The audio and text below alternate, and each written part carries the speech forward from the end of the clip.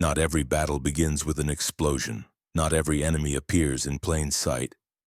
And not every defeat comes from an obvious collapse. Some battles unfold in silence. No smoke, no blood, no rallying cries. Yet their outcome can destroy an entire life, a family, even a community, while the victim never realizes the exact moment they began to lose. Ask yourself honestly, when was the last time you delayed doing what you knew was right?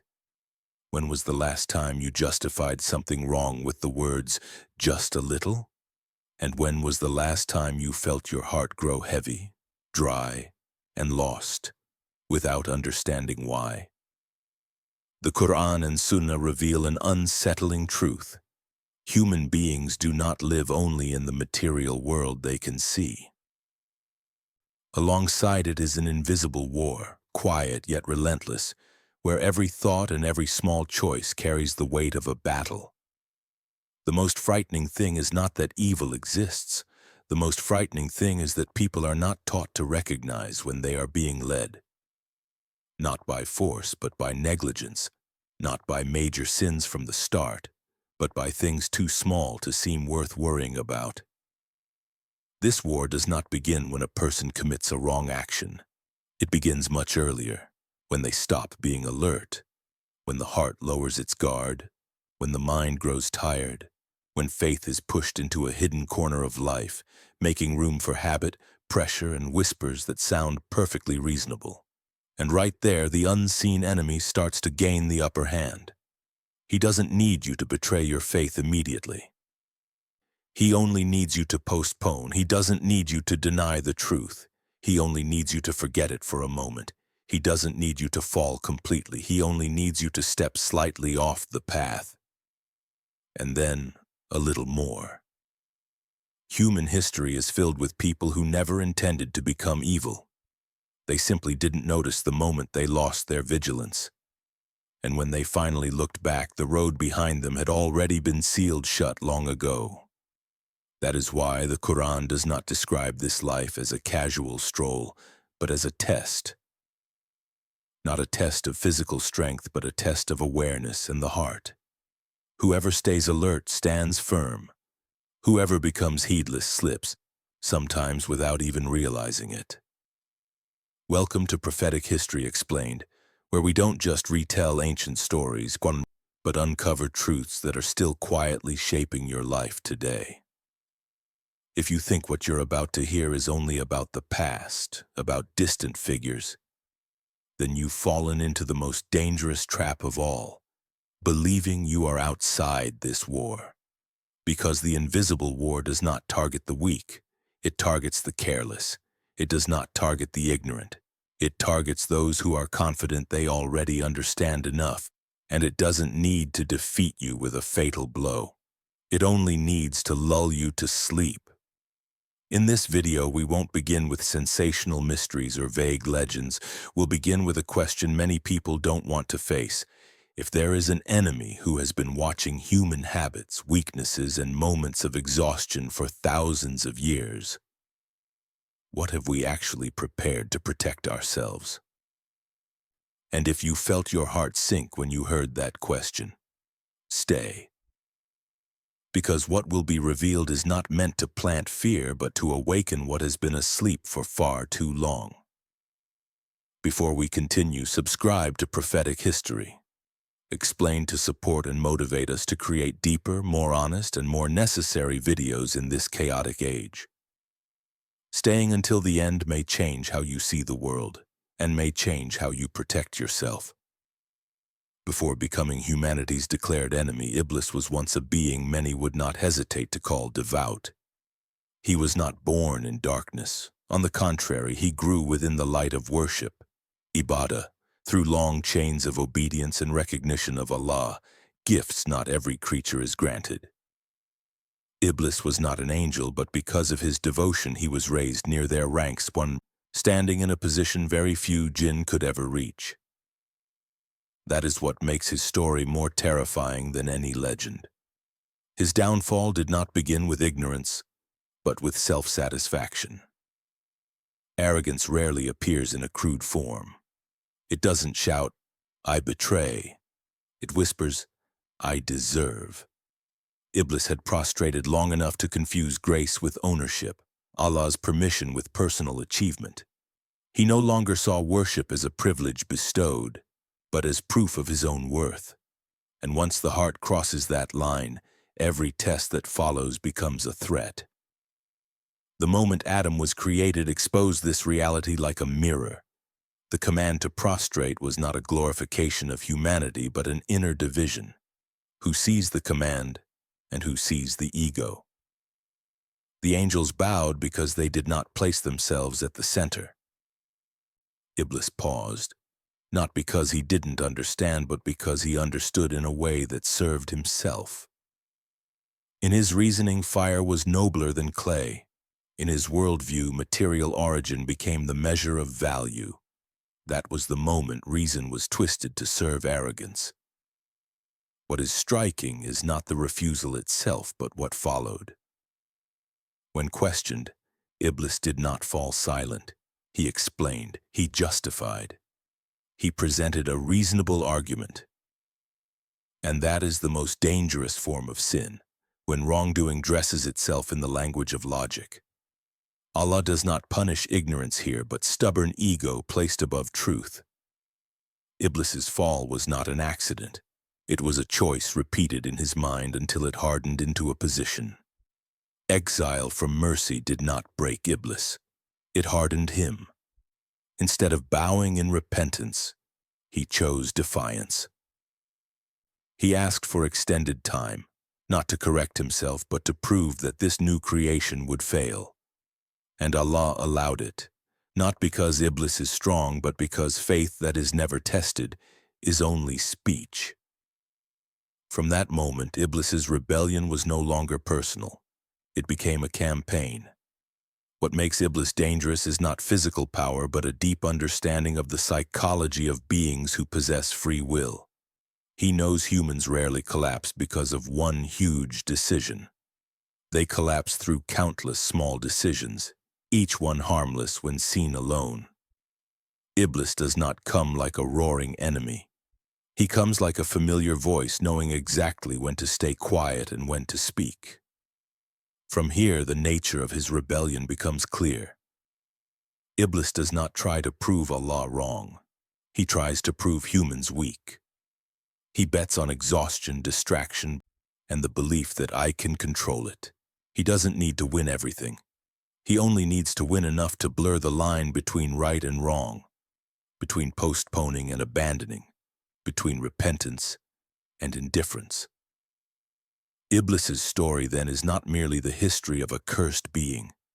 It is a warning for anyone who thinks their worship makes them immune to failure, that their knowledge is enough to keep them from being led, that their status is too high for them to slip. Arrogance doesn't ask how long you've prayed. It asks what you think about yourself. When Iblis moved from the ranks of worship to the ranks of rebellion, he did not change his awareness of Allah. He changed his lens. From obedience to comparison, from gratitude to entitlement, from humility to judgment. And that subtle shift turned one who once stood near the light into a symbol of darkness. That is why Iblis's story never grows old. Because every time a person begins to say, "I'm better," "I understand more," "I deserve more," they step onto the road Iblis walked, slowly, confidently, until there is no way back. If Iblis's fall began with a moment of arrogance, the fall of human beings rarely begins with a major decision. It begins with things too small to feel dangerous. That is why Shaytan wins not through brute force, but through patience. He knows humans better than humans know themselves. Not because he is all-powerful, but because he has watched humanity since the day Adam first set foot on earth. He knows people hate being forced, yet easily persuade themselves. So Shaytan does not command, he suggests, he does not shove. He guides, and he never begins with a sin that would shock you. In the recorded teachings, there is a detail that makes many people pause. Iblis places his throne upon the water, Not on a mountain, not in the desert, not among the cities of human power, but on water. At first it sounds like a mystical image, but looked at closely it reveals a frightening truth about the kind of power Iblis holds. Water never stands still. It is always moving, always changing shape, with no fixed foundation to cling to. A throne on water cannot symbolize stability or permanence. It symbolizes temporary power, power that lives by fluctuation and chaos. And that is the nature of every promise Iblis offers human beings. Iblis does not build his kingdom on truth but on illusion. He does not bring certainty but the feeling of maybe happier, maybe freer. Maybe you don't need to hurry to do what's right. Those maybes are like moonlit water, calm on the surface but one small wave and everything falls apart. When scholars reflect on the throne on water, many do not treat it as a physical location but as a declaration of Shaytan's operating nature. He needs an environment where everything floats, where people lose direction, where the boundary between right and wrong grows blurred. Water in this sense is not only an ocean, it is a spiritual state when the heart has no anchor. That is why vast waters have long been linked to human unease. Not because water itself is evil, but because their people feel how small and vulnerable they are. When your sight is swallowed by an endless horizon, when direction becomes fragile, the mind can fall into panic. And in that state, Shaytan gains his greatest advantage. He doesn't need to create evil. He only needs to amplify fear and disorder already present. Stories of mysterious seas where compasses spin and instruments fail are told with excitement. But the point is not whether we can explain every phenomenon. The point is that when humans lose their bearings, they are easily led. A person who doesn't know where they are will cling to any voice that promises a safe shore.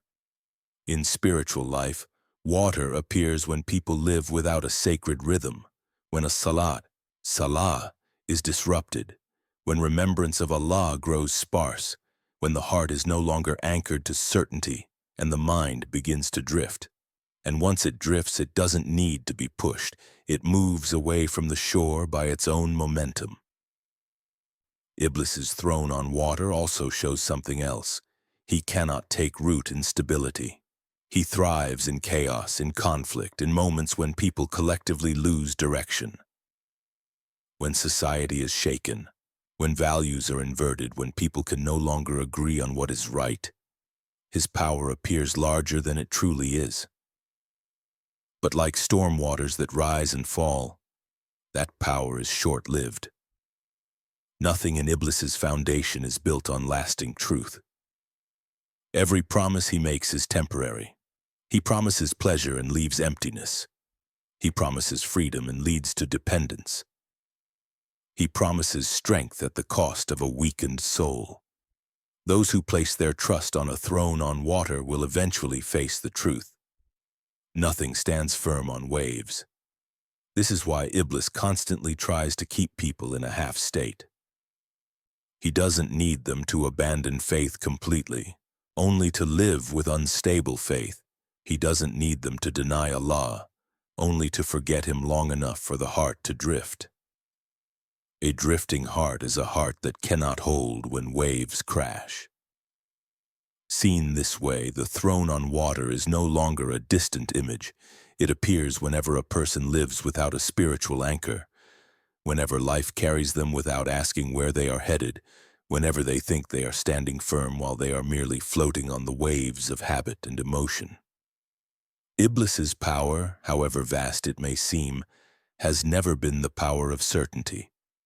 It always depends on whether people remain awake, because with a single firm anchor, with a heart tethered to the right place, no wave, no matter how high, can drown it. Every downward slide begins with a thought that sounds harmless. Just this once. One delay in doing what is right.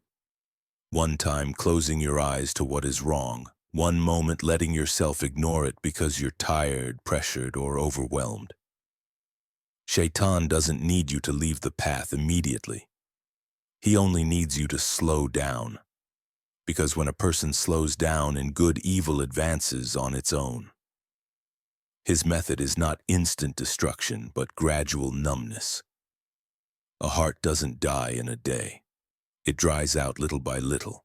Each time an obligation is taken lightly, each time a reminder is dismissed. And when people finally realize they've gone too far, they often no longer have the strength to return, because the path behind them is already covered by habit. One of Shaytan's most subtle strategies is reversing priorities. He doesn't make people hate goodness. He keeps them busy with what doesn't matter. He magnifies trivialities, turning small differences into battlefields, so people argue endlessly while major foundations, humility, gratitude, honesty, mercy, are neglected.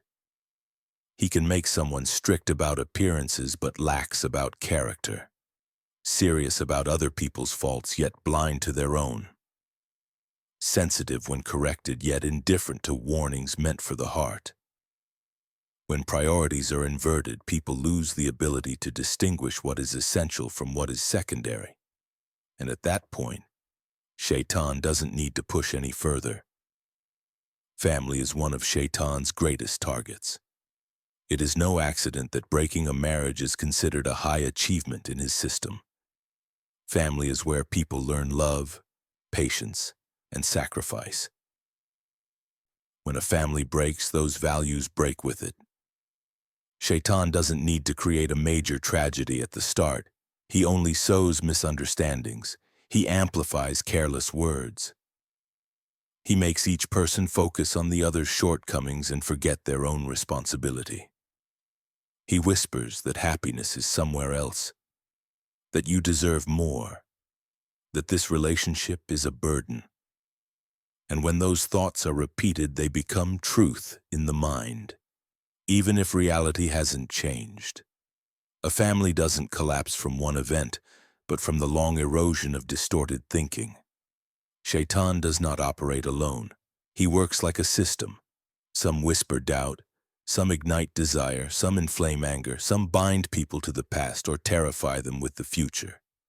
Everyone has different weak points, and Shaytan strikes exactly there. He doesn't need to invent evil. He only needs to exploit what already exists in the human soul. The danger is that Shaytan is a master of disguise. He rarely appears as a crude incitement. He comes as reason, as emotion, as legitimate exhaustion. He makes people believe they are still in control, while they are being led step by step. And when a person starts believing, "I'll stop at the right time," that is usually the moment they crossed the line long ago. Yet there is one limit Shaytan can never cross. He cannot force you. He cannot take your hand and make you do wrong. Every step downward requires a nod, even a tiny one, from the person themselves. This is both humanity's weakness and humanity's dignity. Weakness because we can be led. Dignity because no one is condemned for what they did not choose. Understanding Shaytan's tactics is not meant to make you live in fear, but to recognize critical moments, the moment of delay, the moment of justification, the moment you know what is right but choose to look away. Shaytan doesn't need to defeat you forever. He only needs to defeat you today. And if you lose today, he will return tomorrow with the same familiar voice, patiently waiting for another nod. When you understand how Shaytan operates, the most important thing is not fear. It is vigilance. A fearful person panics. A vigilant person knows where they stand and what to do. Shaytan seems strong not because he cannot be defeated, but because many people forget they have already been given tools to protect themselves. First, Shaytan does not control your life. He only exploits the moments you loosen your guard. Every time you remember Allah, every time you return to humility, Shaytan weakens, not because he vanishes, but because his influence finds no place to cling. Shaytan cannot survive in a heart that is awake and attached to its creator. The protection Allah gives is not an automatic invisible wall around you for life. It is a living relationship, nourished by remembering Him. Maintaining salah is not merely fulfilling a duty, it is recentering direction 5 times a day. Each time you bow, you remind yourself you are not the center of the universe, and that alone strikes directly at Shaytan's most dangerous weapon, arrogance. Correct knowledge is also a powerful shield. Shaytan works best in confusion and ignorance. When people cannot distinguish the core from the peripheral, they get pulled into pointless disputes. But when knowledge is placed correctly, it exposes subtle tricks and makes whispers lose their appeal. Light does not need to chase darkness. Once it appears, darkness retreats. Still, vigilance does not mean obsession. One subtle trap is blaming every mistake on Shaytan as if you bear no responsibility. That contradicts the justice Allah established. Shaytan can suggest, but no one is forced to obey. Each time you choose wrong, you cannot hide behind his name to avoid confronting yourself.